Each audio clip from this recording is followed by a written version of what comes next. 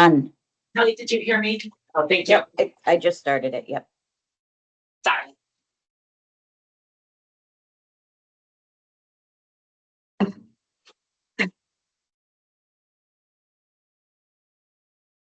All right. Do we have a critical mass? Okay. It's hard for me to tell.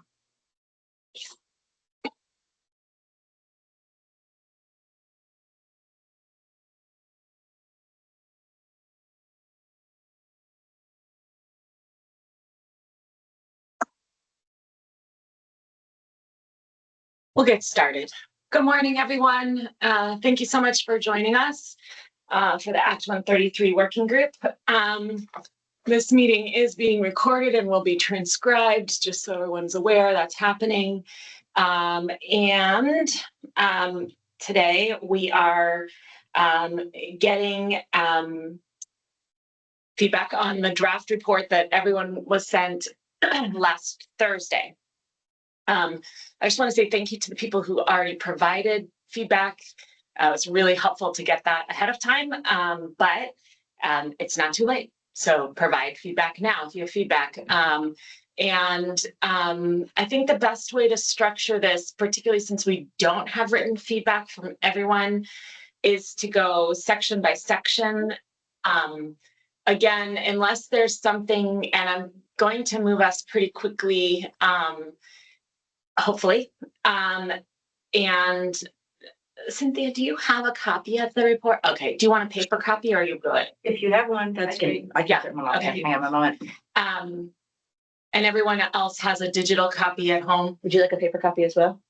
I'm just gonna do it. Yeah, that would be kind of nice. Right now. I'm more paper than I am. I try and be digital, but I'm analog. Thank you very much. Sure. If you send it to Brian, he can copy it too for us. We'll go section by section. Again, I think less grammatical corrections. I'm sure there are some. I know there are some. I've seen some. This is actually a fairly big report and working on it in multiple authors. So I know that there's work to be done on some consistency in terms of how we're using language and also obviously grammar. Happy to make those changes, but I think for the purposes of this meeting, it would be better if we talked about concepts and the way things tone, that kind of thing. So does anyone, and there are page numbers on the document, so we're on the first page. Clearly, we did not write the executive summary. We will be. Kate. Thank you. Yeah, I need to understand sort of the bigger framing and timeline here of how this works.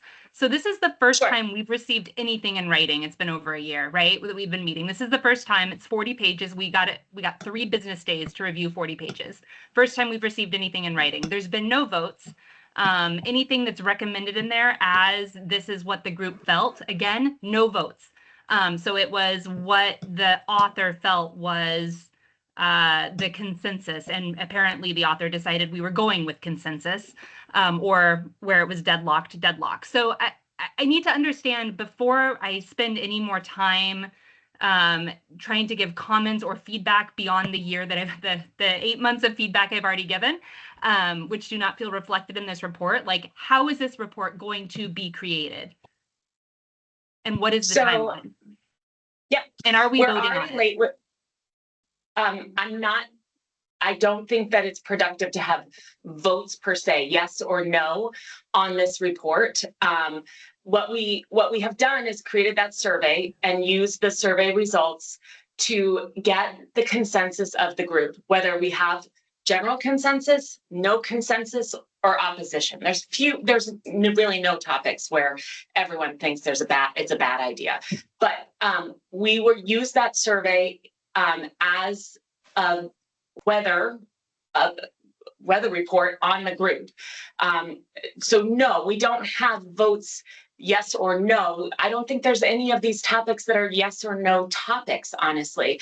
There's a lot of gray in every single topic. So, and a lot of nuance. And so, as we're going through, we can talk about if people don't feel like their perspective is adequately represented. I'm happy to hear that, Kate, and we can put that in there. But there was not, I don't think that these topics are yes, no votes. And the goal, the timeline for this is we're going to take feedback now. We're going to make adjustments. We'll circulate it again. Our goal is to finalize this report, file this report by next Friday.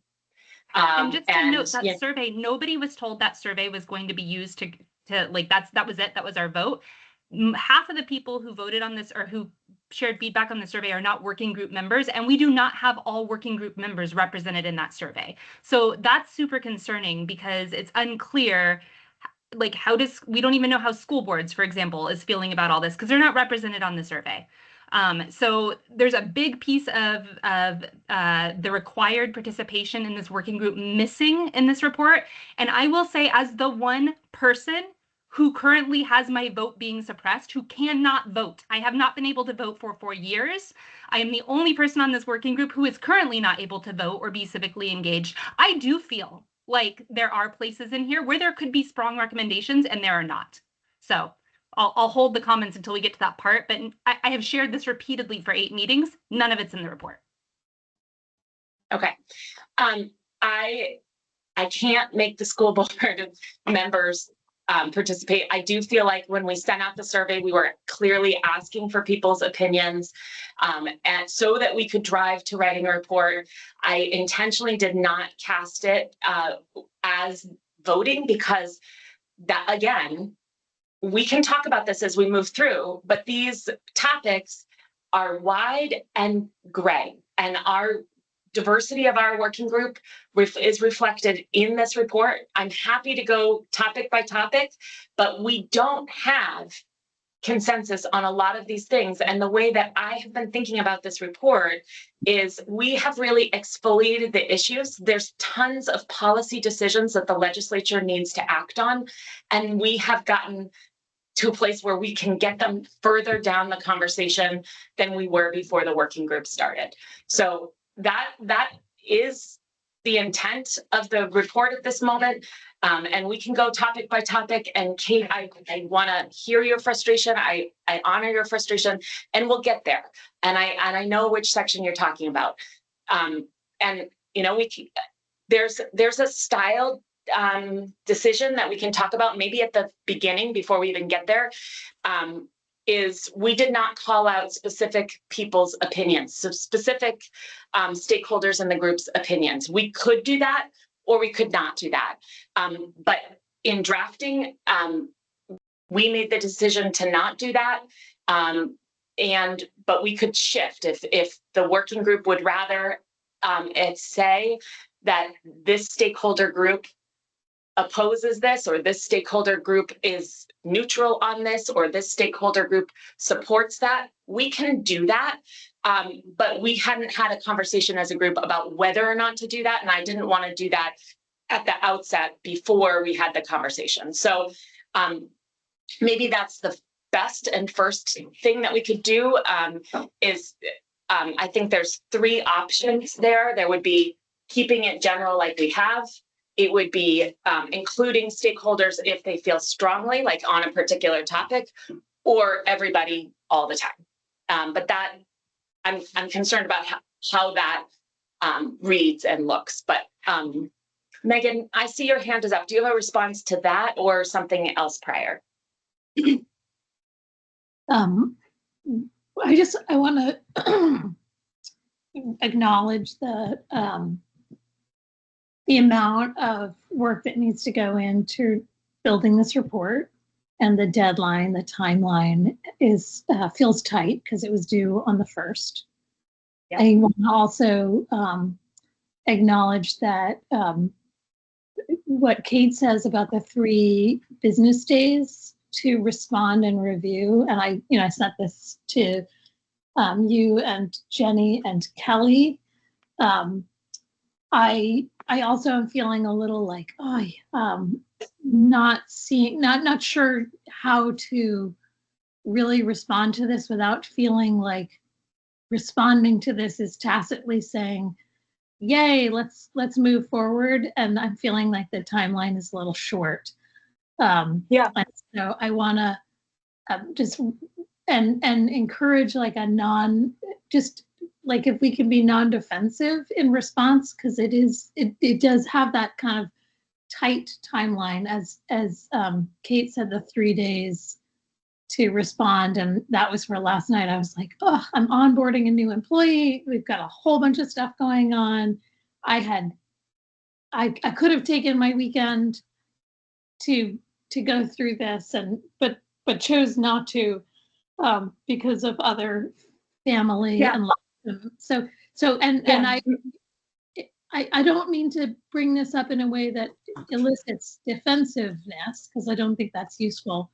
But I'm wondering if we can just sort of talk about, is there a possibility of extending that timeline as we begin to look at Right. and Yeah. So I can respond to that, and I think it's a fair point. But I also would ask for the same grace to be given to this office, which is this is a huge project that we have taken on, and it's very complicated. A lot of people have very strong feelings. This is not an easy thing for us to do either. So I just ask for grace in both directions, is my request of the group. And I don't think that you weren't giving that, Megan, but I just also need to ask for that. We can rethink the timeline, but I do need this project to be done by early December, like because of the other things that this office needs to do. So, we could, and I need people to be able to take a break over Thanksgiving, and we all need to take a break over Thanksgiving. So, given the tightness of everything, we could think about having feedback continue. And maybe we cancel this meeting now and people focus on feedback. That might be a more productive use of our time than having this meeting. Because if people don't feel ready to give feedback or haven't had enough time to absorb the report, which I'm hearing clearly from a lot of people, then I'd rather that people take the time and have that, and we schedule another meeting, so that we have given people the time that they're asking for.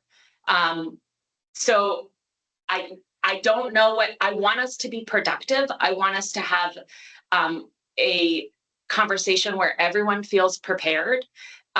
So I'm inclined to do that rather than have a divisive or harder conversation today where people feel like they aren't prepared, that it was sprung on them, and that I don't want people to feel that way. So if people would like another week to look at something, then let's do that. I absolutely think we need to proceed with this meeting and start getting out at least some of the things that we would like to say about this report instead of canceling and scheduling another meeting a week from now. We might need another meeting, but maybe we need 2 or 3 more meetings to really get through this. But I think I'm a little like that would even be a consideration. Whatever time people have had to invest is the time that they've had to invest, and we'll explore what we've come up with thus far. But if we need to do it again, maybe we need to do it again. But I can't support us not actually having this conversation today. I'm fine with us having the conversation, Laura. I just am trying to respond to what I'm hearing. But if that's not what people want to do, that's totally fine. I'm not saying we should. I scheduled the meeting. Our office scheduled the meeting. We think this report is ready for discussion. So if people are ready for the discussion, this office is ready. Susan, I'm going to hear from you, and then Kate. Yeah, I was just wondering. This committee was so divided, and I'm wondering if this report is. I mean, I found the report to be readable. And it pointed to the places where we found some consensus. It pointed to places where we didn't find consensus. It pointed to places that the legislature could take action. So I think it did a good job in that. I think what it didn't do was capture the polls. I guess I wonder whether the work of this committee is to capture all the polls, or if that's the work of the advocacy groups. I wonder if there just want to be addendums to this report. We're never going to agree. I mean, well, maybe not never, but we didn't agree on a lot of key points. And so to use this report as the structure, and then to say, here's some things that this group thought needed to be said. Here's some things that that group needed to be said as addendums might be one way to move forward in a more efficient way. But it's just a thought. It's a good thought, and one that has been brought up before. And I don't think that I think it might be a very helpful thought at this time, because I have written many legislative reports, and I can tell you that the first 3 pages are the ones that are read. And so as we were getting further and further and further in length, I became concerned about how much people are going to actually read this. And so we may want to, and this is specifically why the executive summary has not been written, is because we needed this meeting, because we could really talk about not exactly the specifics of the proposals, but the diversity of thought on things, and refer to make sure that people understand they should read the report plus the addendums in the executive summary. If that's the direction we go, then we should do that right in the executive summary, so people know that they should be reading not only the report but the addendums. Or we could do no addendums and have more specific people's opinions throughout the body of the report. Again, that brings me back to that original question. But Kate, I want to hear from you. I just have to name, at every single meeting, literally every single meeting, we have been told to have grace with your office. We have been told to have patience. We have been told that we are asking for too much. I need to name that those of us who are here around this table, many of us are not paid to be here. Okay? So we can't keep being told to have grace and to extend something that is not extended to us, has not been extended to us for this entire process. So today we need to talk about process, and we need for the people who wrote the report, for your office, to suspend judgment, to suspend the asking for grace. You need to hear from us. You need to write down our notes, right? Like, we have to have a conversation about the process and how we actually make a report that's going to feel meaningful to all of us. And the other thing I want to name is that in the survey responses, the one group that has not had any survey responses, so I have no idea where they're at, and they have requirements to uphold state and federal law, is your office. And in the writing of the report, Secretary of State has couched themselves within the midst of municipal advocacy groups, membership groups, and other members of this group. So we actually have no idea where you are. And yet you have a responsibility to Vermonters to actually take a stand on the things that you need to take a stand on. So I would also like to suggest that it be very clear what the recommendations are from the Secretary of State's office in this report. Just to be clear on process, there is a transcript being made of this meeting. So that's how we're taking notes, Kate. So do people want to proceed and I'm hearing yes. And do people want to have stakeholders named in the group or not named in the group, or only if people have strong opinions? And then Susan had a fourth choice, I think, that could be used for any one of those selections, which is that people have addendums to this report.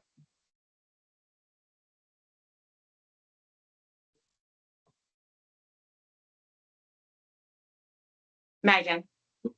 I think I raised my hand because there was silence, but I think proceeding with the meeting is important. I think Okay. I like, you know, I when you said let's not proceed, I was like, yay, I get some more time back. But I think we need to proceed with the meeting. I think, Okay. you know, when Susan says, you know, I appreciate Kate, you're, and I, you know, I think it must be very hard, but your emphasis is helping bring some things to light, and I appreciate that. And Susan, when you know, when you talk about where we are divided, my mind is, it's still opaque to me where we are divided. So that's something where I'm like, wait, what are we actually divided on? I'm not entirely certain. It may be electronic voting. It may be, it may be the issue of allowing for hybrid meetings for annual meetings or for town meetings. So I'm just not sure. I know it's archiving. I know that was one.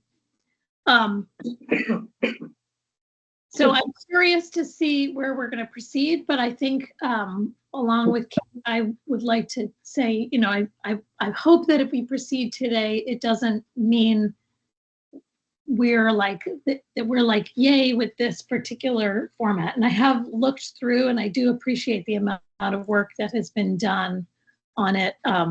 So I hope you can hear that as well. I know everybody is doing the best that they can. So. I say that like I'd like to proceed, but I'd like to understand a little bit more about where our divisions are. And Sure. Yeah. So do people not feel comfortable talking about what we're going to do with stakeholders, whether we name the disagreement by stakeholder group or not, or addendums? I'm not getting a sense of what people want there. Laura. We will, I have comments and observations for today as we go through this document, but also we will be submitting something in writing. Again, it's been a short timeline, but you will be getting written as well comment. But I mean, I think we just need to dive in. Okay. Well, it would be helpful for me, for our team to know whether we're naming specific people or not as we're creating, you know, because it depends on how we structure the report. So if people don't want to do that right now, I suppose that's okay, but it would be helpful just structurally, like, because I need to know as we're going through, do I say, do you agree with this, Laura? Do you agree with this, Kate? Do you agree with this, Susan? Or do we depend on what people are saying and who decides to talk and who doesn't talk? I think if we have an opportunity to comment, you'll know whether we agree or not. Okay, so let's dive into the substantive and skip the introduction and purpose, because that's not where we'll take feedback on that, obviously, but that's not a place where we where people's opinions are really. Okay, best practices guide, that we need more time with. Obviously, this group hasn't seen it. It can't be part of this report because it would be too long. So I'm on the top of page 5. Is everyone comfortable with me jumping to there? No. Okay. Okay, Laura, where do you want to start? I would like to start with number 1 on page 1. Well, actually into page 2, where you say the ADA requires that public. I would like to also just add that these are not my, for full transparency, these are not my comments exclusively. I, in collaboration with Jessica Radbourne, who's an attorney at ACLU, and her observations and her recommendations of things that we need to address. So I want to say Disability Rights Vermont, ACLU, maybe some others that we've been working with, like HRC, BCIL, may have similar feelings about these comments, but you say ADA requires that public entities must make reasonable modifications in response to requests for reasonable accommodation. And then additionally, public entities must proactively assess and modify how they communicate with people with disabilities. I think right off the bat, you're ignoring in this report that if the harm is obvious and open, that there is a affirmative obligation to address it. It should not become incumbent upon people with disabilities to have to make reasonable accommodation requests. We are obligated before that becomes a necessity to address the obvious and open violations of the law, and which is part of what this process is here to do. But this sentence puts the responsibility again back on a person with disabilities to make reasonable accommodation requests, when the full intent and purpose of all of this should be that we are addressing the open and obvious problems. There is case law that supports this. Pierce v. District of Columbia, La Unión del Pueblo Entero versus Abbott. These are cases that support that affirmative obligations of public entities to provide modifications with or without any other requests from people with disabilities. So I want to make that clear right off the bat, that I think from the get, this continues to represent that the obligation falls on people with disabilities to deal with this. And we are here to make sure that the obligation does not fall on people with disabilities. So Laura, let me just say, you are clearly the expert in this space. I was hoping that you would provide feedback here. Your feedback is well heard. And if you provide some language, I'm happy for our office to incorporate it. That's not a problem at all. Okay. Also, in that same sentence, you say that the ADA is the bare minimum, but also we need to include the Vermont Public Accommodations Act here. Again, really happy to put that all in, Laura. And I'm happy to do that. I can tell you this part was written incredibly quickly, so it wasn't ever fully cooked, and I would love your edits there. Susan. Yeah, I think Laura's comments are a really good sort of flag for why it makes sense for us to be submitting written comments. we just spent 5 minutes on the first paragraph, and there's going to be a lot more stuff. And I've got a lot of really smart people in this group. So I guess one question that I have, back to your question of like, what's the best way to edit this report? I guess one question that I have to ponder is, what's the most useful document for the legislature to have? They asked us to get together to do this thing. I think we largely replicated what had happened at the State House, which was lack of agreement, and but we did unearth some possible things that points where people could move forward. So I guess in thinking about what's the best thing to give them, what's most useful to them, and it may be this report plus addendum, I don't know. The other point that I just wanted to make sure to say, since is the point about best practice guide. In many ways, a significant part of our work is the best practice guide, and yes, we kind of kick the can down the road on that. And I would just want to be sure that we have the decide on a process for this group to review the best practice guide. If I were a legislator or if Yes. I were a municipal official, that's what I would read, not this report. I think the best practices guide is the meat, really, the most Yeah. important piece. Yeah. Because that's what we're giving people on the ground. And yeah, we can't, we couldn't accomplish that obviously by November 1st.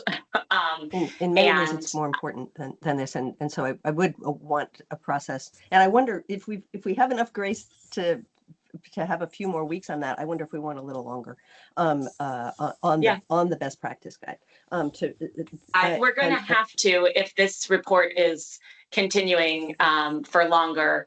You know, part of the reason why we need to file this report is so that we can start working on the best practices guide. And if this continues, which it should, it sounds like, then we're going to need more time on the best practices guide as well. Kate. Thank you. So I disagree that the meat is the best practices guide. The meat, which actually is missing right now, where's the beef in this report? Honestly, is the recommendations to the legislature so that they can do a thing. There are really no recommendations to the legislature in this. There is some mention that maybe some laws maybe should be considered to be changed at some point, right? But we've had a year. We don't know what laws. There's no mention of it. There's nothing specifically in here for the legislature to act on. The only strong recommendation in this whole report that I could find that used like must language was something that we never talked about. I think it said something like, we must continue to support art spaces. Like that's literally the strongest recommendation in this report, which is hilarious because that's not what this report is about. So there needs to be some mention of the laws. If something needs to be changed, write that down and recommend what it needs to be. I've been asking for the laws for a long time. In this report, it says it's very clear that the laws need to be changed. I don't think that is very clear. I think even within that, we have disagreement, and that also needs to be named. And if the Secretary of State's office still continues to feel that there is ambiguity, name where that ambiguity is and where that needs to be changed. Now, the second thing that I want to say, this is broad, this is for every part of this report, and I just really don't know how to give substantive comments without saying this first, is that this report is incredibly ableist, okay? The way that it frames disability as the problem. Disability is not the problem. Ableism is the problem. Systemic exclusion, historical exclusion, current day exclusion, cultural ableism is the problem. So the very first sentence where this happens, I'm going to read it out loud because I'm hoping attitudinally we can all start to see where it is and shift it. Okay, so here's the first sentence. People who are disabled faced increased challenges like physical access to a building, inability to enter public spaces, or when in a public space, either in person or remotely, being unable to fully participate due to their disability. No. That is not why they are unable to participate. It has nothing to do with their disability. It has to do with the inaccessibility of the systems. So that reframing needs to be reframed for the whole report. Kate, I hear what you're saying, and I just want to make sure that I hear what you're saying, and I want to make sure that I'm fully understanding the shift that you're asking for.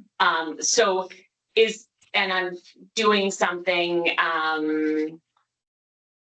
without being able to think about it enough, but which is hard for me. But are you saying that instead of the way that sentence is currently written, it should say something like public spaces are not designed equally for all, and our systems of democracy need to be re-examined to ensure that all who are entitled to participate in democracy, which is all, can access democracy. And that's very cumbersome, but is that the type of shift that you are asking for? How would you rewrite that sentence? I guess is a good way to, if not that way, how would you suggest that sentence be rewritten since you called out that one sentence, just so I can really understand the shift that you're asking for? Because I want to. Yeah, so the reframe really goes back to the conversations that we've had since the start of this gathering, since I've been part of it 6 months ago. So we've never talked about what the current problems are. Why is this report needed in this moment? We've glossed right over that, right? And we can't. We have to say clearly why we need to do this, why this work is necessary now, why potential recommendations to the legislature are needed, because of the current voter suppression, because civil rights and human rights are being taken from Vermonters around the state, right? Like, we need to start with that. And then this is more than just like changing the sentences. It really is an attitudinal shift that the writers of the report need to understand, is that this is because this happens at every level, right? This happens when you go and ask for a reasonable accommodation from town clerks. Like, if you read the survey responses that Diana sent us, it's in every single one of those survey responses, right? Disabled people are not the problem. Disability is not the problem. Ableism is. The way that the structures are currently built are the problem. So let's fix them. Okay. I'm really hearing the feedback, Kate. I'm just trying to figure out how to absorb it and make that change. So I hear it. I just, and I'm open to making those changes. I think I think grounding principle, we all want and are committed to making this better. It's just, we're coming at it from a wide variety of perspectives and a wide variety of experiences. So I don't want this report to be ableist. I take the feedback well. I wasn't the only author, but our office worked on this, but I don't want it to read as ableist. And I apologize that it did, and I'm committed to not making it that way. But I'm going to need some more concrete examples of how to do that, because I'm going to ask this group to help me with that, because this is, this is not the intent, and I don't want it to read that way. So it may be that we need specific sentence structures. It may be that as we're framing topics, we should do it in a better way. I also want to make sure that we represent everybody's perspectives. And so there are places where I know that advocacy groups really would say something differently than other members of this stakeholder group. And so we have to balance that too. So yeah, and where you want to say ableist things, like say ableist things, right? Like, our job as disabled people is not to polish it to make it sound non-ableist. Like, say the ableist things, but I'm just telling you, here's my response to that. Okay, well, I don't Can- want it to be ableist, Kate. Like, that's not my goal. So, and this is a collective project. This isn't just the Secretary of State. So I'm not trying to shift work to any of you. I'm just trying to make sure that this reflects all of us. I mean, we could simply change that sentence to say, when in public spaces, either in person or remotely, being unable to fully participate due to open and obvious barriers in our system that have yet to be addressed. Thank you, Laura. I appreciate that. And we can take that, and I'm sure that use that type of reframing throughout the report. But also, if you see things that are really clear, please provide written comment. And again, I'm really not trying to shift the work. We need help. Clearly we do. We got the tone wrong in places, and we can accept that feedback, but we need help changing it too. So Susan.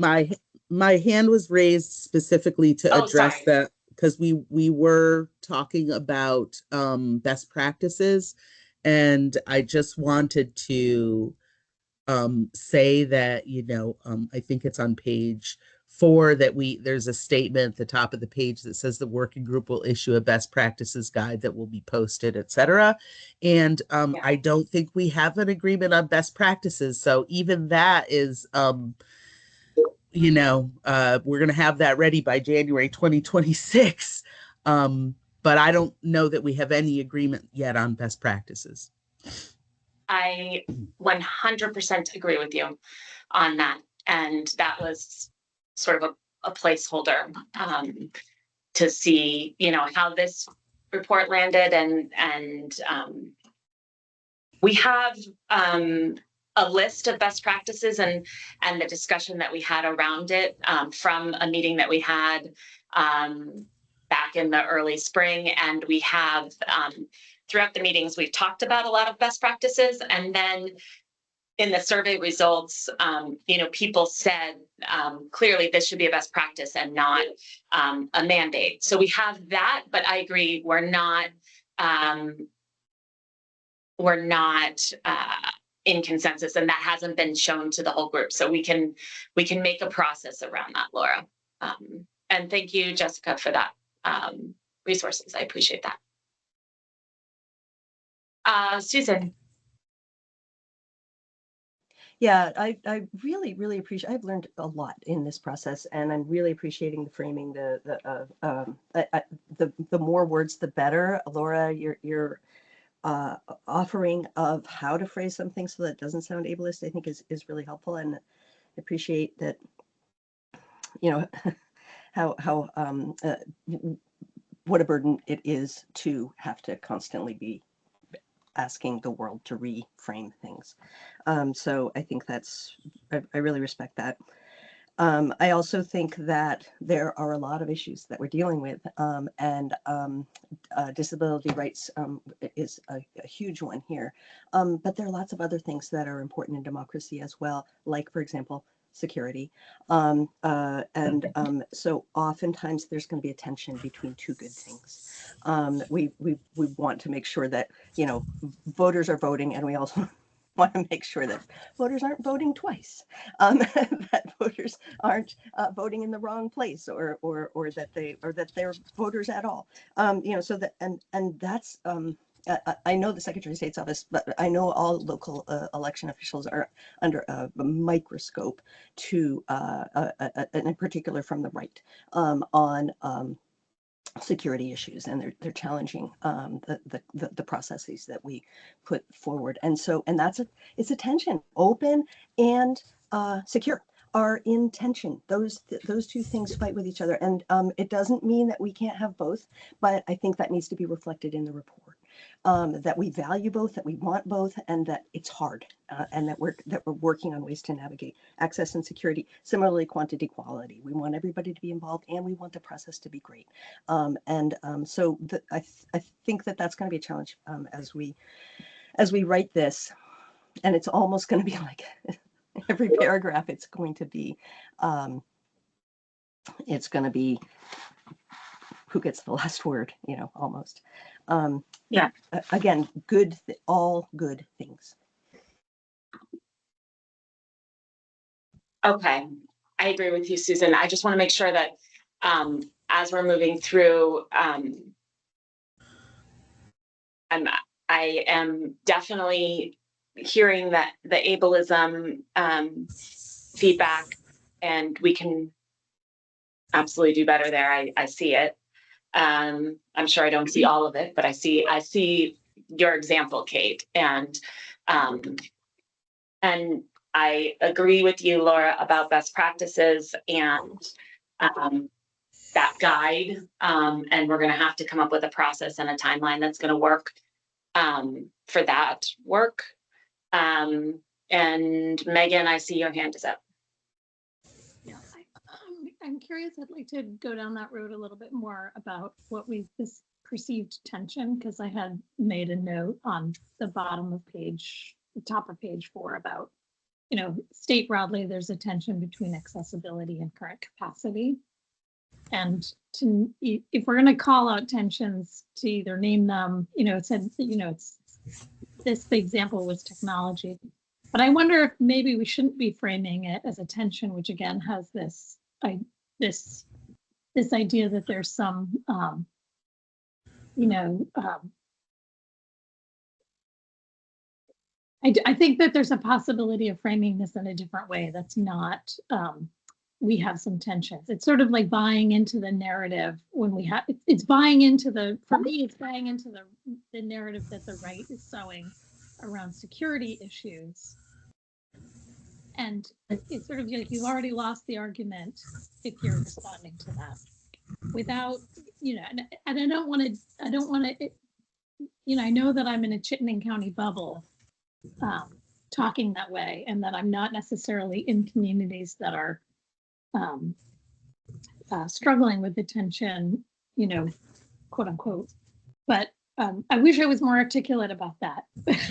Except that I think that as soon as we talk about it in that way, we're sort of already succumbing to the process, rather than saying sort of along the lines that Laura was saying, like, we've made some amazing strides at recognizing that the underpinning of local democracy is full participation, and that we are stronger as communities when we have and value the variety of voices and make sure those voices are building the table, not just at the table. I've been part of building the table and not just at the table.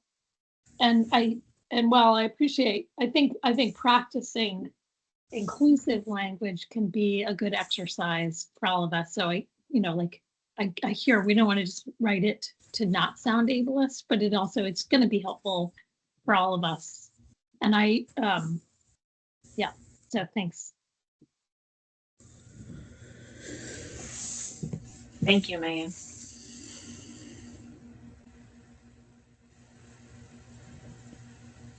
I have found the sentence that you were talking about, and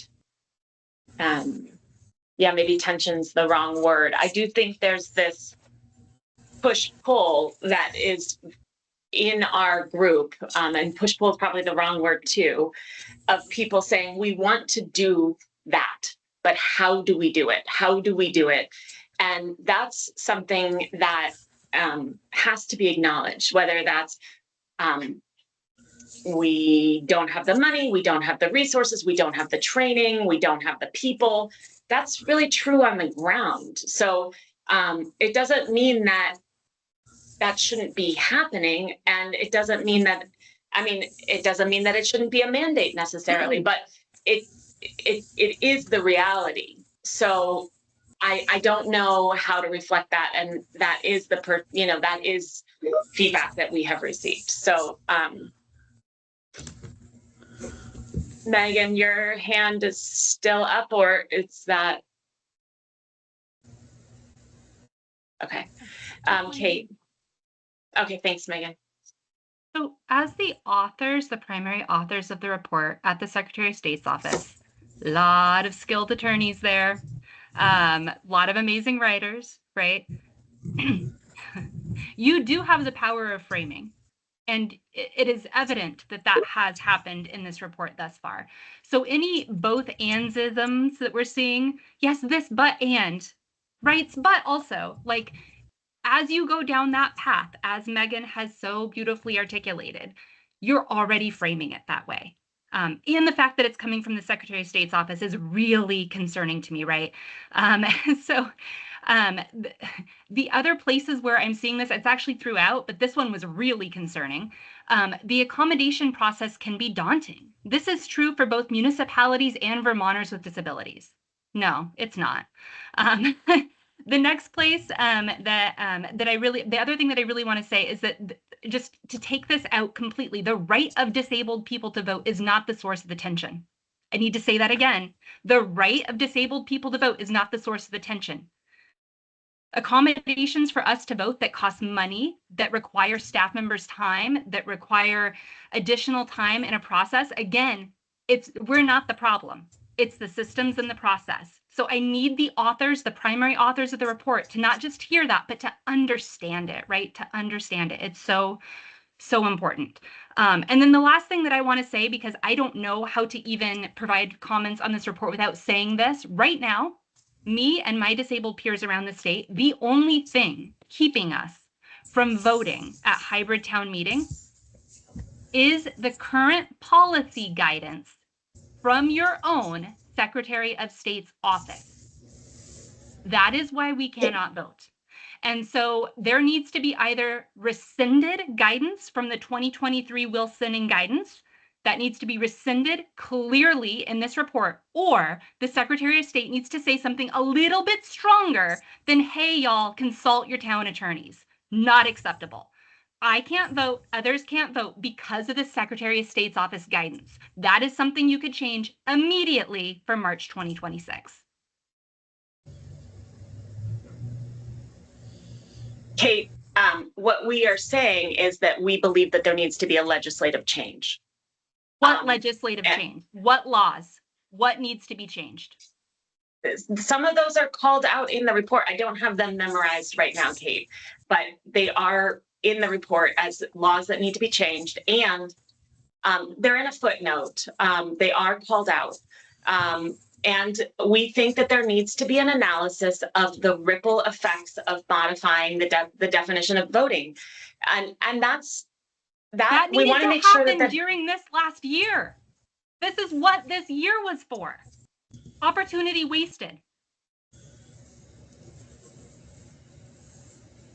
I'm sorry you feel that way, Kate. I really am. Laura. I was just gonna say we're 54 minutes into this meeting and we're only on page 4, and I really feel like we need to look at this report collectively and make our comments and suggestions. But also I feel like I need to say I do support Kate in this, with regards to this SOS guidance. I mean, if that's what's preventing hybrid participation, then please, there are towns and communities that are ready, willing, and able to do hybrid without that guidance. And so, yeah, I don't feel like it's doing maybe what it was intended to do. I think it's creating more barriers. So, but also don't want to get off track. Really do want to focus on getting through this report. Sorry.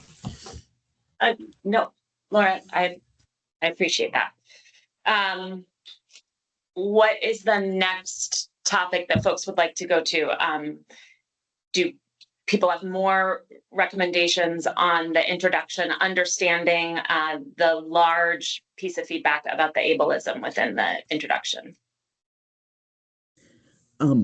Again, I a lot of these comments are in conjunction with Jessica Radbert at ACLU, and I see that she's in the meeting, and so she may want to also make comment. But on page 4, where you state that public meeting bodies, midway through the page, and functions of state and local governments are already subject to state public accommodations requirements. I think that it's important to note there that the ADA implements itself, right? And that the Public Accommodations Act is an independent source of law. It provides, other standards, but that it's important to add that the ADA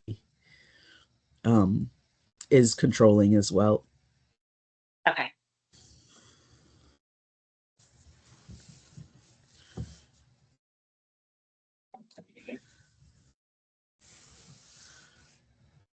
Okay. Next spot of feedback.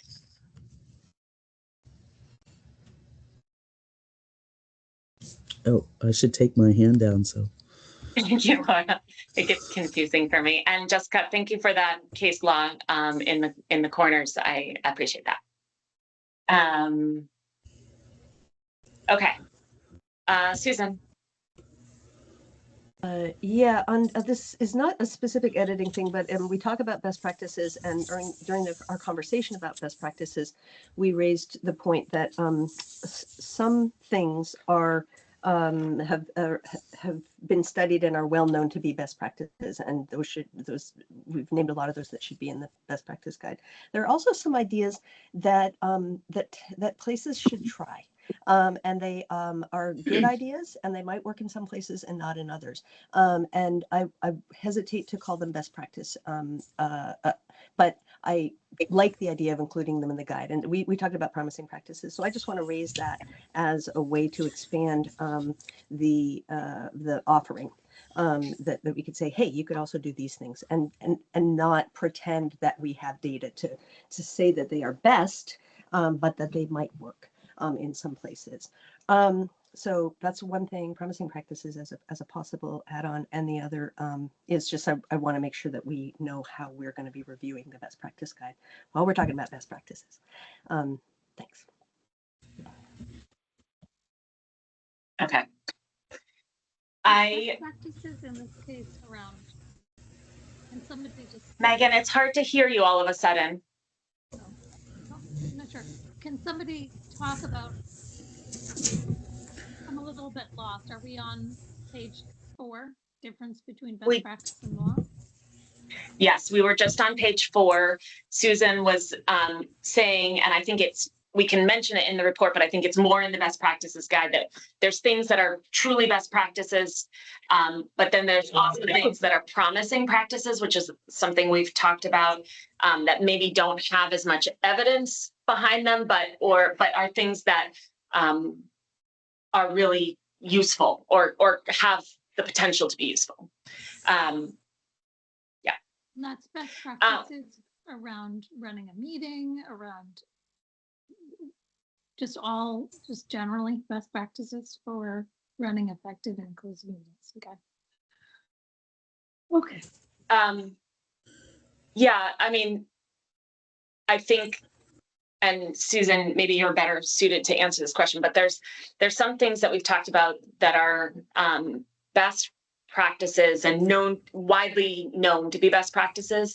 And then there's other things that people are being innovative about and sort of on the cutting edge of the idea space about how to provide services or accessibility or effectiveness in a better way.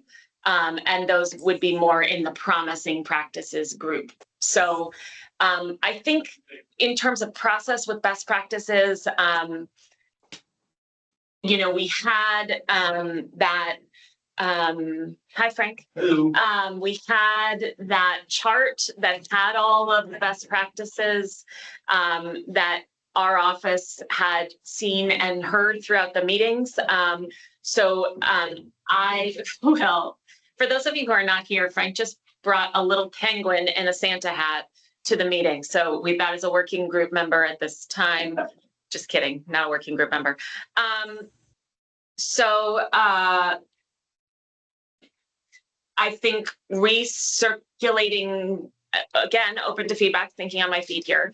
I think we need people to look at that spreadsheet and to add things, but those are the things that if we miss something, you should add it. But those are the things that we went through every meeting and listed as best practices and that we talked about. So we can recirculate that. And then in terms of voting or consensus drawing or a survey, et cetera, open to how we deal with that. But we do need to have people's feedback on those practices. And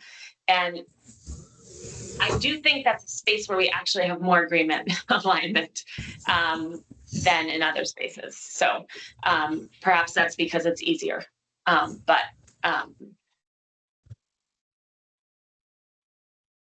Megan. Yeah, so I had sent before we got this report, I had sent to the Secretary of State's office, sort of at your request. Can you, I see Susan leaning in, you can't hear me, huh? No, we can't hear you very well. Can you hear me if am I like this? Can you hear me better? Better, yes. Okay, I'm literally leaning into my computer. So I had sent to Kelly, Jenny, and Lauren a report from the Vermont Access Network on technical best practices Mhm. that came probably a few, when you were in the midst of already writing this report. I want to know how, I think there's some things in there that are important to include. We have I put forth some specific requests for legislative recommendations. It's so I'm wondering how do we bring that in as for folks to look at and respond to. I sent it to just the three of you at the request, not to send things of material nature to the whole group. Yeah. But I would like to not have that get lost. And I think there's, when I review it, I think that there's some useful language in there. That so where does that belong in this process? Outside of the legislative changes, Megan, I think so the way that that the best practices guide is structured is the way that I would like to not recreate everybody else's best practices guide.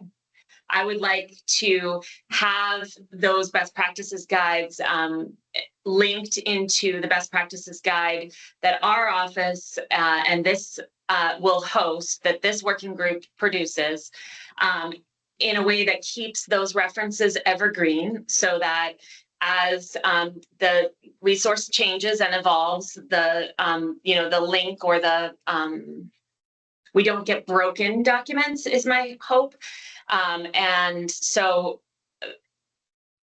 I am thinking of it more like, I don't know what to call it, but like an indicator of where else to go to look for best practices, as opposed to a regurgitation of other people's concepts of best practices, with the exception of there may be some that we think are so important that we want to draw specific attention to. The best practices guide would not be where we would put legislative recommendations for change. This report would be. And so we can work on that if there's, recommendations that one member of our group is making or that we're all making. We can work on putting those into the report. Hi, Frank. Maybe we could do it like a level 1 and a level 2 reference criteria of importance. Yeah. Classifications on them in that area. What to do first. Yeah. Yeah. Okay. Yeah, Megan, you can share that, and maybe we need to think about specifically for the best practices guide, how to make a shared folder that people can contribute to and see all the resources. That is beyond my current technical ability, but there are people who have that technical ability, and I will work with them. And to be clear, it's not just best practices guides. I responded to 3 of the questions specifically, and we're sort of pushing for specific legislative changes, and we name a few folks: Disability Rights Vermont, Vermont League of Cities and Towns, others that need to be recognized and named as partners in the work through the Secretary of State's office. So I think that's a piece where in this report, the Secretary of State, and maybe this is to your first question, needs to name, if not designate, name partners that the legislature needs to acknowledge and recognize formally as people that are helping to lead the way in this process, and are providing resources that help lift the burden, so to speak, in meeting requirements, technical requirements, educational requirements, functional requirements from the state, but also put forth a specific request for a grant to fund the needed work. it's this, so I did pin it in the chat. And, I want to acknowledge again, like I'm sending this in sort of, I sent it in when I could send it in, and it's sort of late in the process, but I would like to make sure that we have time to respond to it in some way. We will, Megan. We will, we did a draft of the report, gave it to all of you. Some of you have provided comments, some of you haven't had the moment to. We'll continue to take everybody's comments and make modifications to the report, and then send another one for reactions and responses. So we know this is not done. Susan. Yeah, I just really want to emphasize, re-emphasize what you and Megan have both said about not having the best practices guide rehashing or trying to rewrite or shorten or somehow like a lot of these groups have really carefully researched, really carefully crafted resource guides and resources available. And so lifting those up and pointing people to them is a really valuable thing for this best practice guide to do. Way more valuable than trying to rewrite it. So yay on that. And yay also on helping lifting up the names and the contact information for groups that can help communities meet the requirements, whether it's translation or any of the kinds of things that we've talked about, and point them to the resources and what they are. Sort of, it's like, look at this guide. If it has, if you have these questions, if you have questions about here are 3 places you can go for information. If you have questions about that, to help people make sense of it. I think that would be a really valuable gift to Vermont. There are resources available. People just don't know how to find them. Yeah. Laura. And just to add to that point, I think that the way that we can specifically identify this as our best practices guide is by naming the ways in which we are not meeting our best practices right now, and the reasons why we need to add this as a best practice and reiterate a best practice as it applies to us here in Vermont. Right. And so but also, we don't need to reinvent the wheel. There are already a lot of really great informative resources that we can look to, but naming where we're not getting it right is how we say this is why we need to do this in Vermont. Yeah, the framing is what I'm hearing, Laura. Is the framing is really important from the very beginning of the best practices guide. Frank. That could be a preface to what she's talking about. Yeah. Easily. Or the framework for the entire best practices guide that is a constant string throughout it. Yeah. Okay.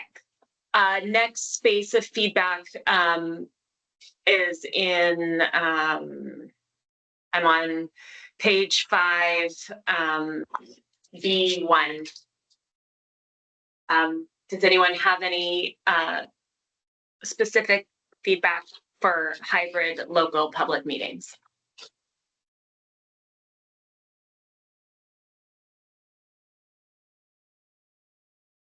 Who just made that most recent comment? To go back to the chart at the bottom of 4. Jessica. That was me, but I'm mindful that I'm not a member of the working group, so I'm trying to just be quiet over here.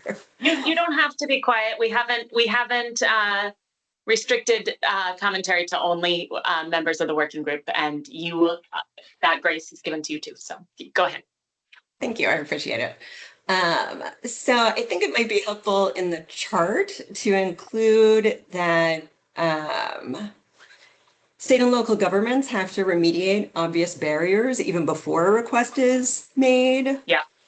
Because there is same feedback that Laura had at the beginning with the way that is that essentially the same thing, Jessica, like that there needs to be proactive work before the accommodation or before and then I don't know how it would, I mean, maybe it doesn't belong in the chart, just a, really important concept, I suppose, both in the chart when you're talking about universal design and everywhere else, that in addition to the ADA, when we're looking at the fundamental right to vote, we should be looking at that in constitutional terms too. And there's a lot of case law around, doing an equal protection analysis for anything that's going to interfere with the right to vote. And similarly, you can do that with the Common Benefits Clause here in Vermont. Lots of case law on that. I concur. And I think maybe it's not in this graph, but it could be better built in the laws as currently exist, and also when we get to voting sections of the report as well. But I think your first point, which is very similar to Laura's point at the beginning about the affirmative duty, I put that in my notes on this report so that I can make sure that we're getting that and getting that right whenever we're talking about the ADA and the common rights. So.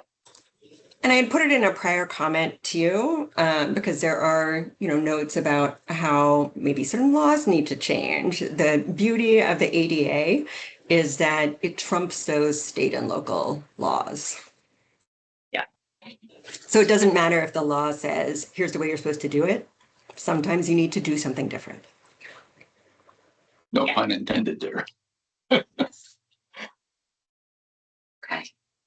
I just want to highlight what Jessica just said, and I want to make sure that you all in the room who are editing the report got that. I feel like this has been said many, many times over the many, many months, but I want to make sure, as a result of these comments, what are you changing? Okay, I feel like I hear you, and I feel like I've said what we are saying, which is that the state law, municipal law need to make sure that people's needs are met and that the ADA is followed. That is essential. It is in conflict with some of our laws that we have on the books right now, and we need to fix that. But we can't just fix it in this report or just from this office by changing a policy. So. But did you hear the other part that Jessica said about federal law trumping state laws? And so in those I cases, did. Yeah, okay. And I agree with that. And that will be reflected in the report? I believe that it is, but not as clearly as Jessica just articulated. And yes, it will be reflected in the report. Because what this chart says, it could be done better, but what this chart and what we were trying to say is that the ADA is the bare minimum that needs to be followed. And then best practices stack on top of that, and universal design stacks on top of that. But could we make that legal analysis more robust? As Jessica said, yes. I will say there's a tension in how much legalese you get into in any of these reports, but I think we can do better, and I think we can. I hear Jessica's feedback, and I hear Laura's feedback, and Kate, I hear your feedback that you really want to make sure that that is understood, and we can do that. Jessica. Just to round out that conversation, I think, to your point of what you were saying, I like it to be easy for people to follow the law. And so if there are things that we could change in state law, for instance, where undue burden is discussed, or just setting things out as universally, this is what's going to be done, because this is the bare minimum under the requirements from both the ADA and from the Equal Protection Clause and the Common Benefits Clause, then we should go ahead and do that. Because, I think the more that it's clear, here's what the obligation is, who wants to have to go to court to figure this stuff out? Or, small towns don't want to be getting demand letters all the time. And so having it be, but that doesn't change anything about what they're required to do right now. It's just, we could change state law to make it more clear. And that is what we are asking the legislature to do. Yes. Jessica, could you give an example of that? Could you give a more specific example of that? Like, what is a law that we might change that removes the burden, removes that vagueness on a town level? Well, I do think that in the law where it talks about accessibility and looking at whether or not it's an undue burden, I don't see the undue burden analysis as being as basic as what you would do under a normal ADA request, because we're talking about the fundamental right to vote, because this also brings in the common benefits clause. I also think it's really important for towns to understand, how do you actually do that, right? This isn't something that should be going to vote by the select board on whether or not someone gets a reasonable accommodation. So even if under federal law, if a town has 50 or more employees, and they have to have an ADA coordinator, right? But we could decide in Vermont that, because this is such an important interest, that even if there isn't, a person who's paid as an ADA coordinator, like you might have for a big town, that it's part of a certain person's job, right? That this is just going to go to one person, and they've been trained and they know how to do this, right? So that it doesn't interfere with folks. Or even, things like when there are accessibility elements that are present in a meeting space, right? That there has to be signage to let people know, oh, hey, there's a ramp, at this other door. It's not a maybe you do this. It's a must do this. Yeah. And perhaps some of that would be done in regulations, but at least on that, especially on that undue burden. And the bare minimums of what we think are required. I do think that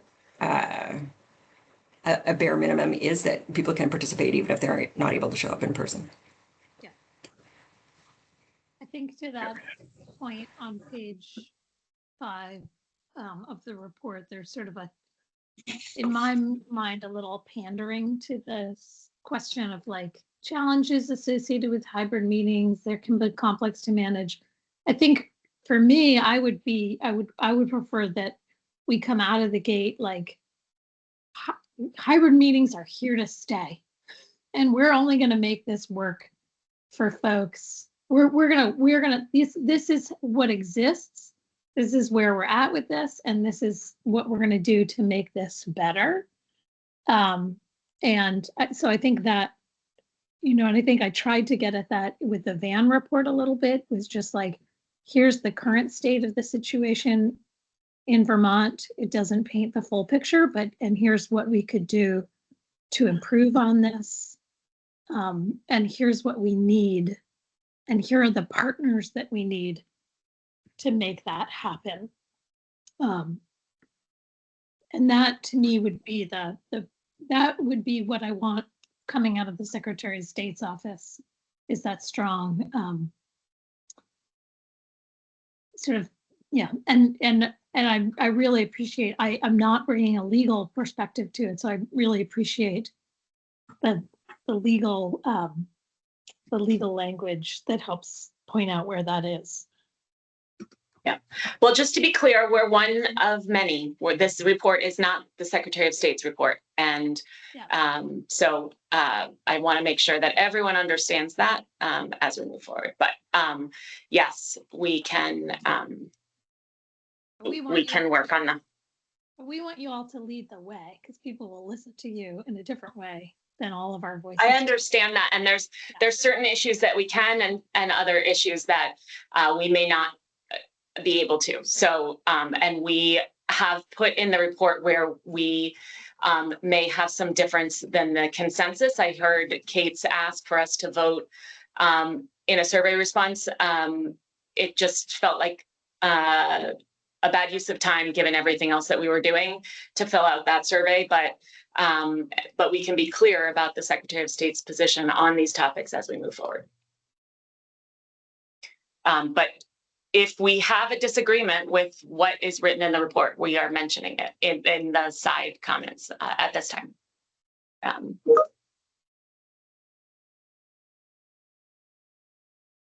Okay, the next, Susan, your hand is up still. Yeah. I just wanted to. I know Megan wants us to come out strong on hybrid meetings, and I just want to point out that there's disagreement on that. That's not something that this group is fully unanimous that hybrid meetings are the way to go in all cases. So that's the thing. The report has to say there's tensions. There are. But absolutely, we need more training. And one of the things that I just wanted to suggest on page 6, we talk about grant program for municipalities with the purpose of supporting technology upgrades. I would add with the purpose of supporting staffing, training, and technology upgrades. Because if we have the technology, somebody's got to run it. And who's that going to be? And do they know what they're doing? Which is often the case. And just to add a little bit of shine some light and hope on this conversation, right now I am missing a conference that I'm going to go to the rest of this afternoon that's called Reimagining Rural Capacity Summit. And this is a place where rural communities are coming together with UBM, with the state, to look at ways that they can combine energies, that they can find resources to do all of these things better. Because a lot of our communities are very small and don't have resources. So this is not a thing that small towns aren't aware of, and it's not a thing that they aren't trying to solve. Just want to put that out there. Okay. I like that bright spot. Thank you. Laura. Just getting back to the report, we were in section 1, pages 5 and 6, and I just wanted to comment that it says that there's this middle of page 6, an acknowledgement that hybrid meetings may not be feasible for all municipalities and in all cases due to technical and logistical constraints. And I'm not sure that I understand where is the feasibility problem, because unless a town has absolutely no internet access, I don't know why it's not feasible. And I again, it's more of that sort of negative framing. Like we were already conceding defeat here, that we're acknowledging that it's not feasible in all towns, and so therefore we're not going to mandate that, or recommend a mandate for that. I'm just not in agreement. I'm not sure what the problem is. Where's the lack of feasibility? Well, that is something that came up in other people's survey results. So that is a reflection of that. That is also something that this office hears all the time, that hybrid meetings, that towns are really struggling with that. That doesn't mean that it shouldn't shift, Laura, but that is a struggle. And there's a lot of people that, to Megan's point about how Van is trying to help, there has been a lot of attention on trying to get communities more hybrid. But when Act 1 passed in 23, and this Act 133, there was a ton of testimony from small towns asking, do not make every meeting required to be hybrid. We don't have the staff to do that. We can't do that. There's a whole set of types of meetings that are not required to be hybrid under the law right now, and can just be remote. So that's the acknowledgement of those comments and that state of the law. And the legislature would have to be the one to make it mandatory and navigate how to do that in a way that works for communities. And so the intent of that, and I hear about the negative framing, but the intent of that sentence is you can make it mandatory, but that doesn't mean that it's possible without some structural support and guidance. And the legislature absolutely could make all meetings required to be hybrid. They will receive a lot of feedback on that, not just from people in this group, but from a lot of other groups. but there is an active conversation about that, Laura, because and this group could say that they recommend that all public meetings are hybrid, except for the fact that not everybody in this group agrees with that. So I mean, I feel like that they're, that saying that our flexibility and support in implementing hybrid solutions are emphasized as a real soft pitch. And I feel like we need to be way firmer on that being a goal.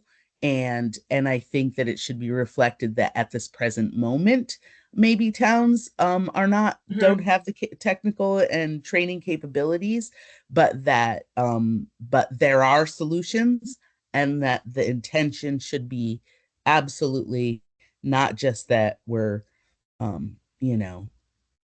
they're emphasized, but that there will be required, because it's the only way for there to be universal access. And so anyway, and I hear what you're saying, that there are dissenting opinions on that, but it's I couldn't get behind something that didn't make that a priority. Okay. I think we'll have to get everybody's comments and rework this and see if we can come to some consensus or name who is disagreeing, which is still an open question for me, but and to Megan's point in the comments. Kate. Thank you. Here is the tension in this report and this process for me. So the Secretary of State's office is who was charged by the legislature to convene this group and to facilitate and to be the lead author, right? And the Secretary of State's office has obligations to meet state and federal law. That's your obligation. It is not an obligation to please all stakeholders. And I feel like that's the tension in this report, is that you're trying to middle of the road please all stakeholders, right? So here is my framing suggestion for this report. Where there is consensus, great. The report talks about the consensus, okay? Where there's not consensus, as the lead author of the report and the convener of this group, the Secretary of State's office says, we've considered all working group opinions and state and federal law, right? And civil rights protections through our state constitution. And here is the recommendations of the Secretary of State's office. That is your obligation. And I disagree that that's our obligation. Let me just finish this. And here is the dissenting opinions. Here's what the municipality member groups say in their section. Here's what the legal and civil rights organizations say in their section.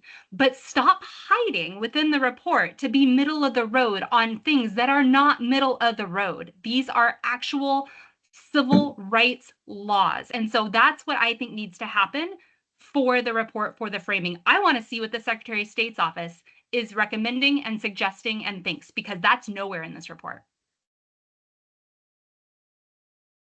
Megan.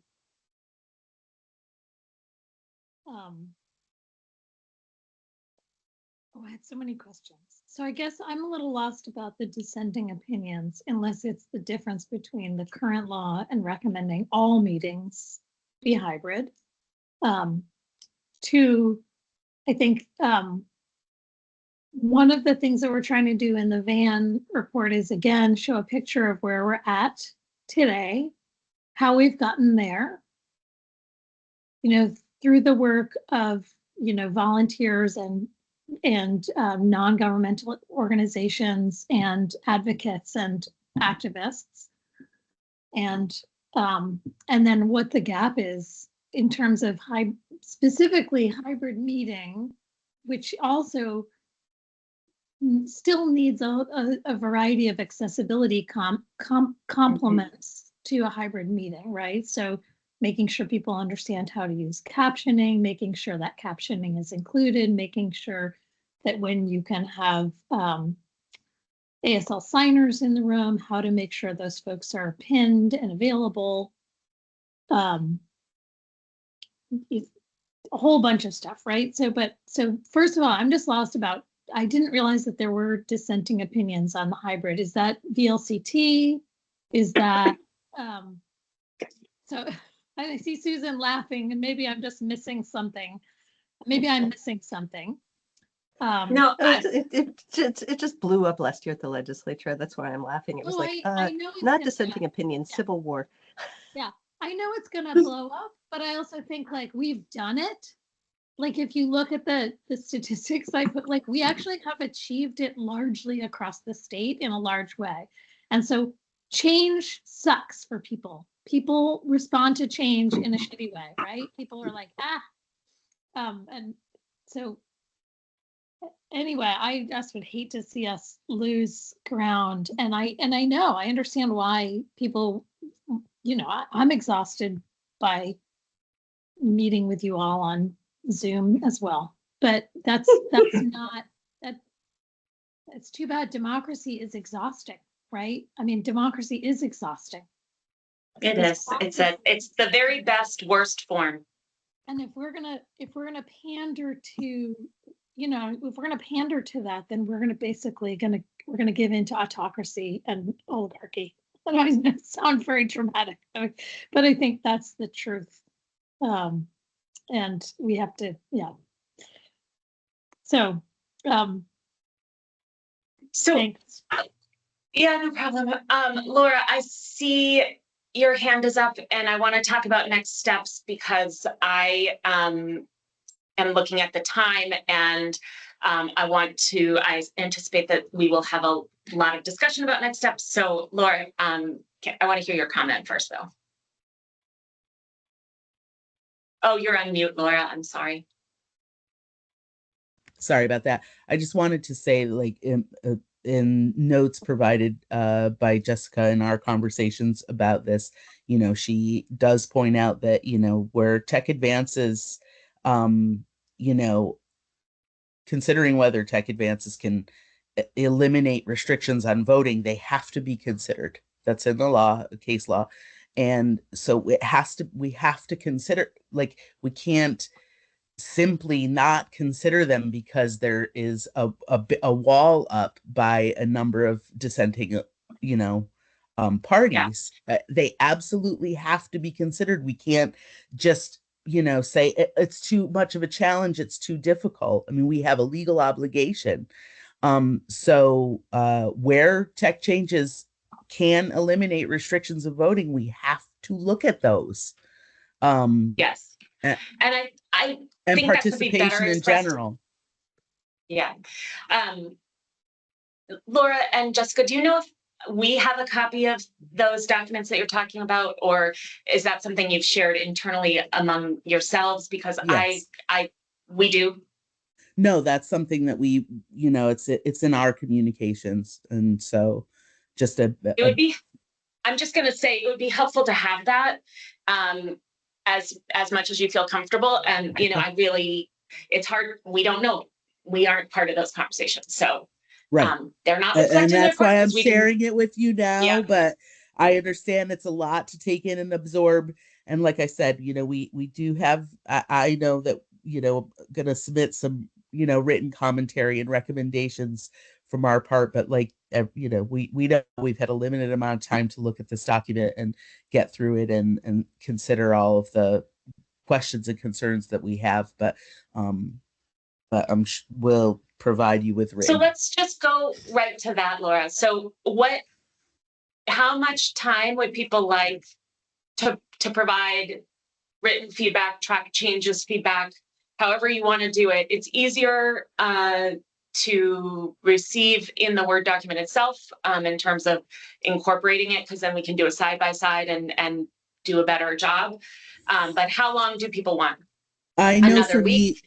I know for me that probably a week would be good because we've got the Civil Rights Summit all weekend this weekend. And so we don't even have extra time to work over hours on the weekend to work on this.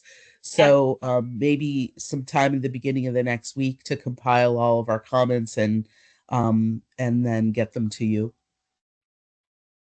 Okay. And would anyone like more than a week? is the goal for these comments to be consensus, or is the goal for us to start creating dissenting opinions where there seems to be dissenting opinions? The goal is that I know what your opinion is, Kate, on certain sections of this document. That I know from every stakeholder, and we can do a better job reflecting that in the report, the perspectives from every single person. And you And don't then- know that already from the survey responses? Well, we do somewhat, but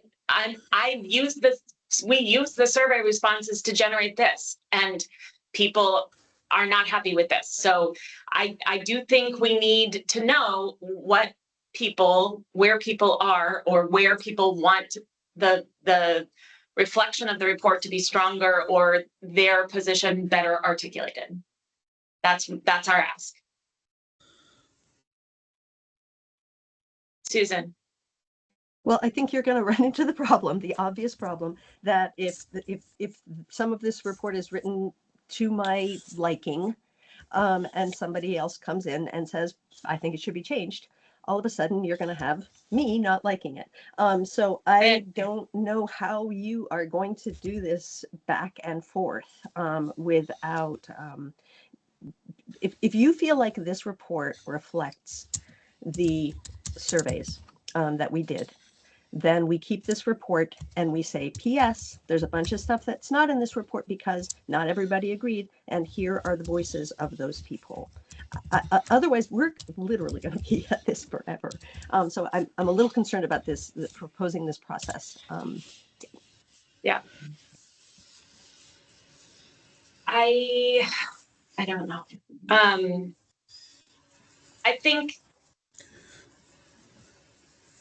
I think we should welcome addendums.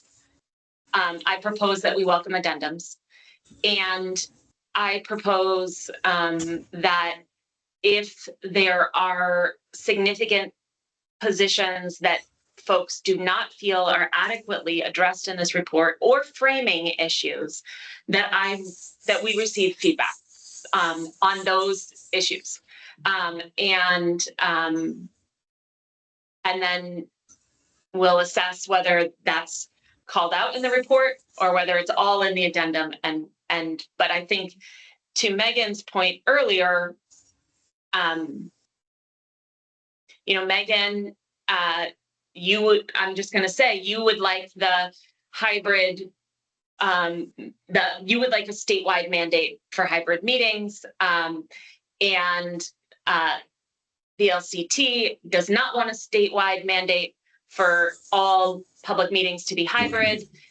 And the Secretary of State's position on this, that we've testified quite a bit, is we don't want all remote meetings, because we believe that hybrid or in-person provides better access than all remote. Because people do not have internet, not everybody has internet access. So that's been the Secretary of State's position on open meetings, is not all remote, but perhaps specific carve-outs, but in-person or hybrid. And we have supported hybrid with the acknowledgement that communities need support around how to do that. So that's our position, and that's in this report, but that has been our position on hybrid. So we could put those positions better in this report. Obviously we can have addendums as well, but if we're putting specific stakeholders' opinions in the report, then I would like that to come from the stakeholders a little bit more firmly in response to what's in the report than the survey responses. And that's a big ask in a week. Megan, then Jessica, then Frank. Yeah. So, one thing, what I tried to do with the Van report to this working group was to address specific questions that we felt like we had some input and expertise on. And so I'm wondering if that's also something that maybe people have weighed in that way enough, but, and to be clear, I'm not sure if we're recommending, I mean, I personally would recommend that, and the report that we gave gives options that are feasible potentially, that are potentially feasible for all meetings to be hybrid using a variety of methods. And I think whether you stick with meetings of public bodies or you make it all meetings, which is, you know, I think I would probably lean towards all meetings. I think we have to lay the path out forward for like, what do we need to do to make that happen? Not, oh, it's really hard to make it happen, and so we're not sure where to go, but just that, what do we need to do to make that happen? And I don't know what to do with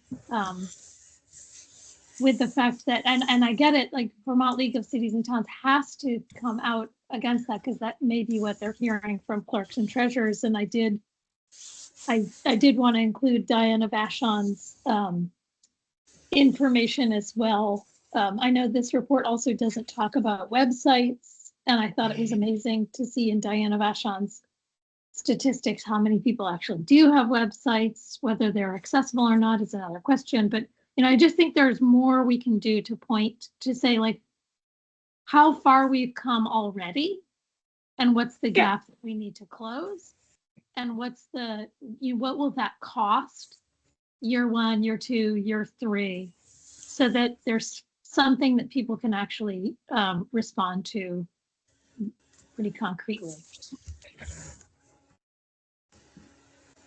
I think some of that is possible in this report, and some of it might be too much for this report to do, but I hear what you're saying. Yeah, Jessica. and sorry, just to jump quick on that, we do actually, I know it's noted, it's a long report, but we do have a section on the report that we had prior to the VLCT piece, as that was just a survey, not the full response, but I mean, not the VLCT from Diana and the VMCTA. We do have a section though with VLCT data on the number of municipalities that have websites, and we have a little graph to that effect.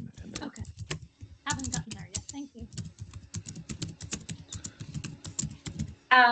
Somebody's typing is very loud. I don't know who's typing, but Jessica, your hand was up, but you took it down. Do you still have a comment? No, that was just so that I wouldn't forget to take it down. Sorry. These are just questions because I don't know what resources are available, and just wanted to check in on that because there were some things where I thought, oh, I wonder if this already exists. So one is, how many questions do I have? I think it's 5. Is there already guidance available from city councils or other folks that are already doing hybrid meetings that exist? Like, are there already some sort of best practices things maybe the LCT has made, or some of the other towns?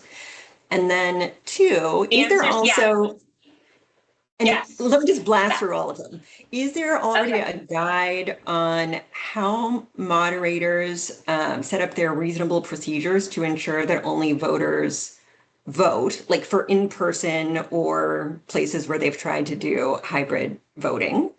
Then 3, I know that some of the town, like in all of Chittenden County, they have this town meeting TV thing for meetings that are recorded, but I wasn't sure if that existed all over the state. How, and like, if it is only in Chittenden County, how did they do that? Did they have to pay anything for it? It would just be handy to know those things.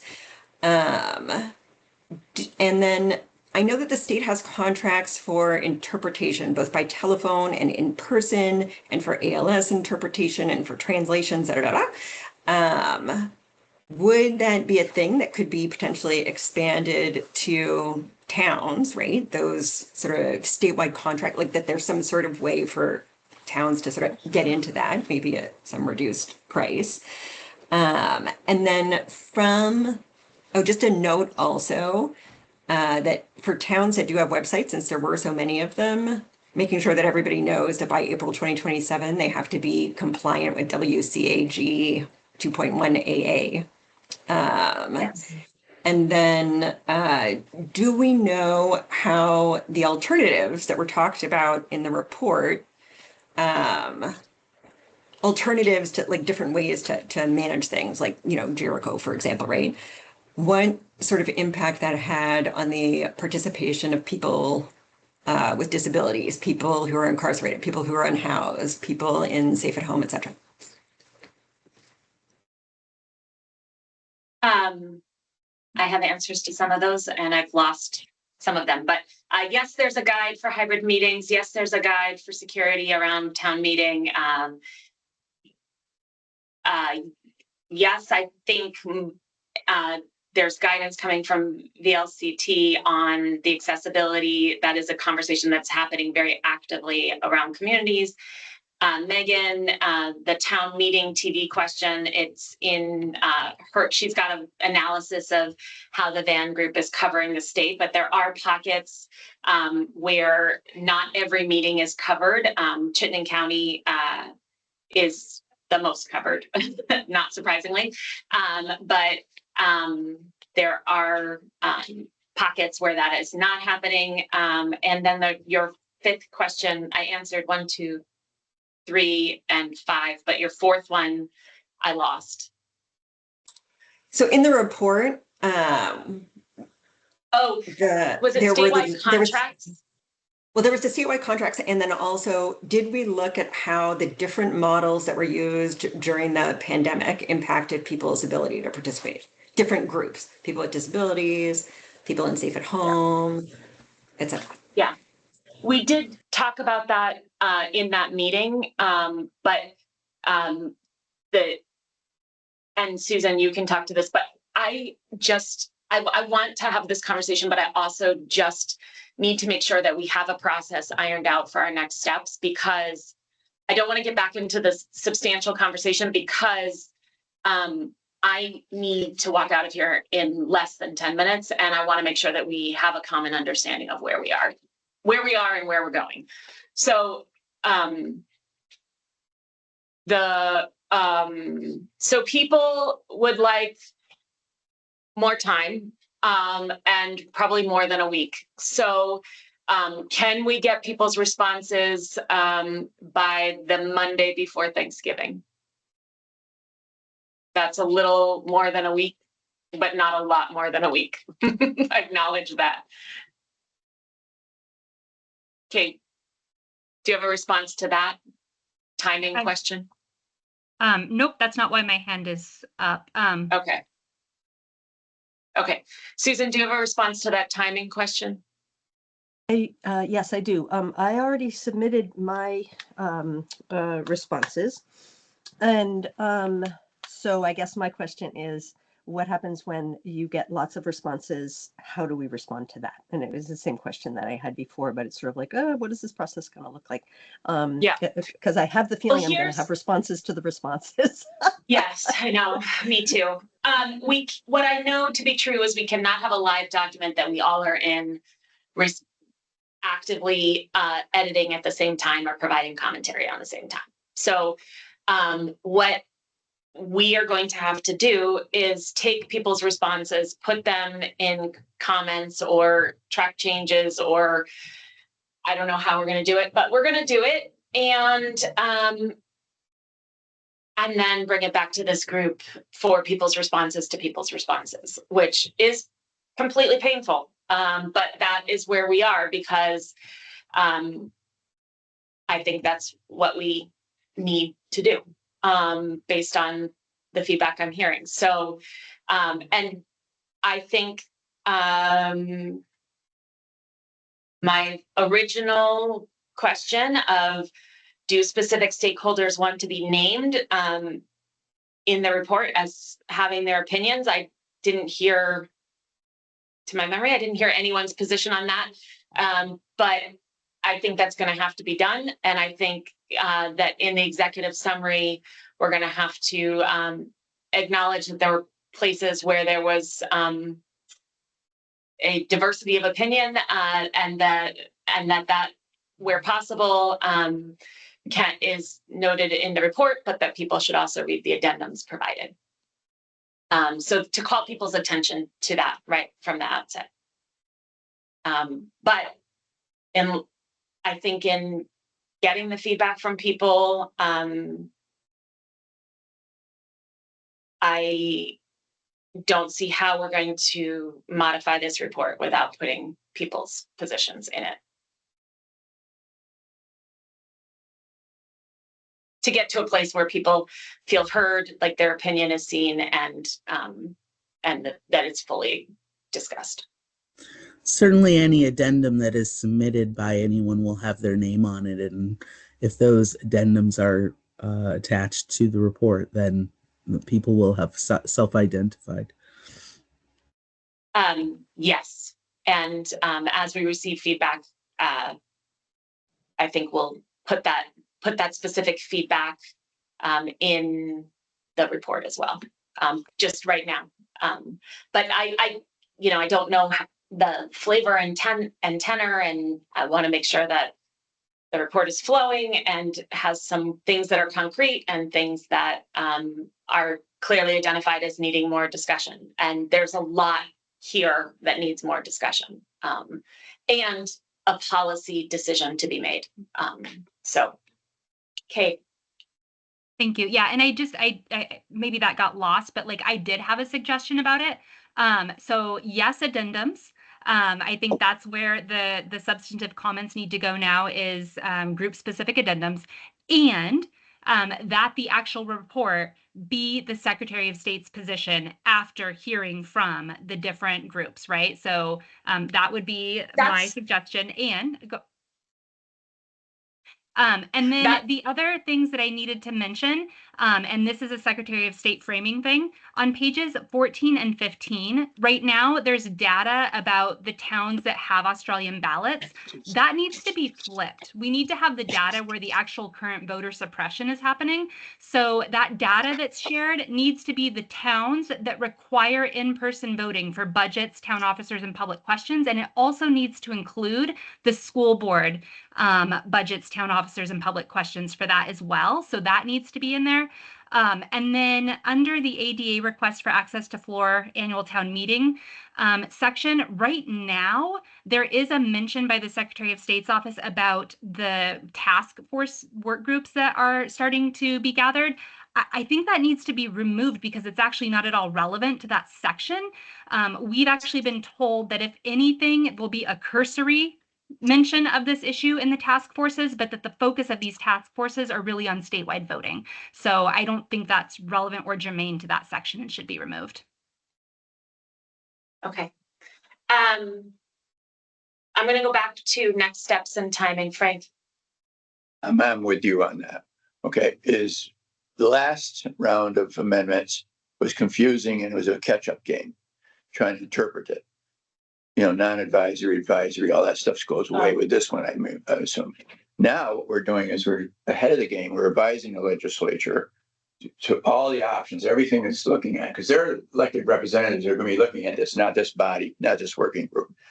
And so the ADA comes in now, which probably wasn't in before. So legislative council is going to be advising the committees. And so when they're going to be looking at the ADA, and plus all the active groups here are going to have access to the representatives of those committees and can communicate directly with those representatives during the process that when the legislature is working on this, all right, directly.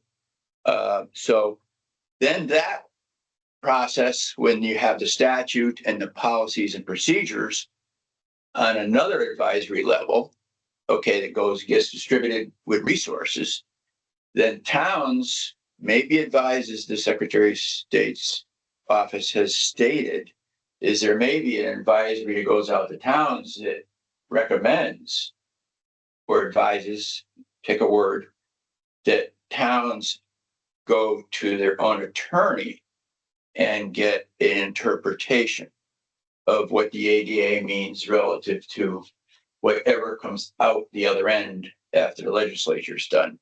So the problem is that we had an attorney advise us on the previous one, and it could be interpreted to be an incorrect interpretation of the statute because of the phases. I'm going to interrupt you because I need to go to the web portal right, meeting. But I understand. But if everybody can keep it in that context, where this isn't the end all be all. We're all No, good. this is not the end all be all. Right. There's work to be done after this report. Yeah, that's for sure understood by our office and in fact asked for by our office. Yes, Monday, November 24th. Please provide specific feedback either on specific sections or it would be helpful, I think, to have the addendum letters or drafts of the addendum letters then too, so that people can be aware of where people are coming from. And I will we will work on a public place that everyone can have access to for resources sharing. Those are the action items. Then I think we need a meeting to regroup, and I want to, if we have the responses by the 24th, our office is going to need at least a week and a half, I think. I'm out that whole week. I know you're out. So I should have to do this looking at the calendar.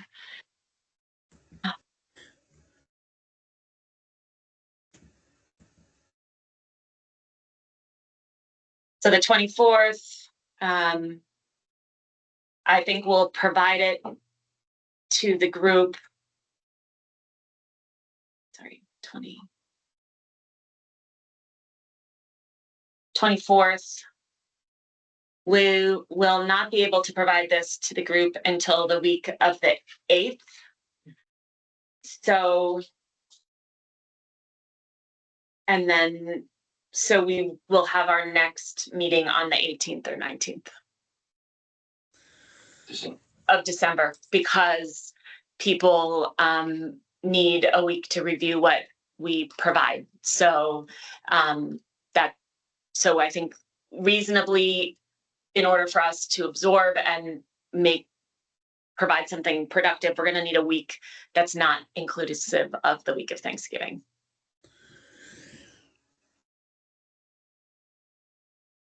Do people?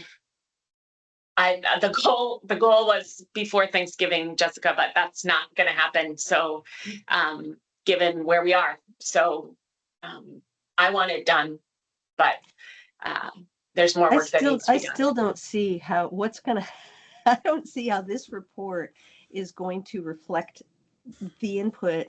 On November 24th, you're going to get feedback from people who don't like what's in the report right now. And then we are all going to look at it, and people who do like what's in the report right now are going to have responses. So again, it's going to be this constant back and forth that feels endless to me. And I feel like at some point, it might be now, we cut bait and say, basically use this report as a place to say, there were significant differences of opinion, see addendums. There were significant differences of opinion, see addendums. I don't disagree with you, Susan, except for I've received really good feedback that I want to incorporate in this report. Okay. And we've only on page 5. So I need to hear that so that I can make sure that the report isn't ableist, that we are covering all the law we need to cover. Like, there's some really substantial things that I have heard that are totally different than people's opinions about a specific topic. So I just think in order, and I completely disagree with Kate, this is not the Secretary of State's report. This is this working group's report. That never was the task, that the Secretary of State would hear from people and we would author the report. That the legislature, first of all, I would have objected to that language being cast on us, but also that was never the goal of this. It was that this was a working group that created this report together. This report right now does not reflect the opinion of everybody in the way that they would like it to be, and I want to do a better job at that. So I agree with you. We're never going to get to consensus, but I think we can call out people's opinions in a better way, and do that in a better way. And I'd like to try to do that so that I'd like to try to do that. Laura. If you want to actually hear from us and have a discussion about this report, maybe we should meet again even before the 24th, like on the 20th or the 21st, in order to like be able to give you our feedback verbally if that's helpful to you, but also still have a deadline for addendums and anything additional that people might want to include in writing and maybe don't want to speak to in the meeting. But at least, I mean, if you're saying having our feedback in a meeting is helpful and could be helpful in finishing this report or getting a report that you can submit. I mean, I can't speak for everybody, but if we've got any time between now and Thanksgiving to do that, I'd be game and willing to continue to give the feedback in person. I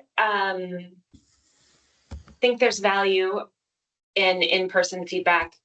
I'm not confident that there's value in doing it as a group. So I think if folks want, and I'm being really candid here. I think that if groups want to provide feedback to us in a meeting, I would really welcome that, Laura. Your feedback has been really helpful, and I would like to meet with you. But I don't know, we have not moved productively through this report together. I'm not confident that we're going to be able to do that as a group right now. But if people would like to meet with us, you know, I struggle to find when that will happen in next week, but I will try to do that. Or before, it can happen the week after Thanksgiving too. And I am available on Monday and Tuesday of the week of Thanksgiving. And I really have to go. I'm a voting member on a board that I'm not at right now. So I'm really sorry. I know. They might be able to do, I can say this to you. Is the meeting Thank over? you all. Is the meeting over? I think yes. I mean, I have to go, but I don't have to. 8:30. But yeah, we should close the meeting. But in I want terms to hear of what you have to communication, say, Megan. Just I appreciate hearing from folks in person. And also I did submit comments to Lauren, Kelly, and Jenny privately, but I haven't heard back from folks. So I'm worried about like being sort of sidelined to just, unless I'm going to hear back from folks and know that that's either reflected or told that it's not going to be reflected, that's fine too.